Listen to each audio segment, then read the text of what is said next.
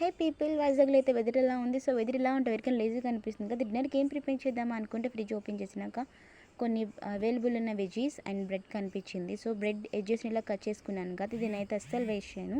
రేపు ఒక sweet recipe వస్తుంది, డెఫినెట్లీ మిస్ కాకుండా చూడండి. యాక్చువల్గా నేను చీజ్ తిన్ను, సో మైనస్ వేసుకున్నాను. చీజ్ తినే వాళ్ళు ఎవరైనా ఉంటే మైనస్ ప్లేస్లో చిన్న చిన్న స్లైసెస్గా కట్ చేసుకుని చీజ్ కూడా వేసుకొని నీట్గా కలిపేసుకోండి.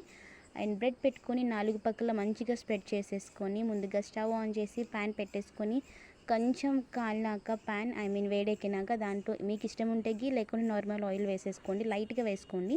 నేనైతే నేనే ఉంటాం కాబట్టి 4 సరిపోతాయి మా ఇద్దరికినా. ఇలా 4 ముక్కలు కూడా పెట్టేసుకొని 2 వైపులా నీట్గా కాల్చేసుకున్నాను.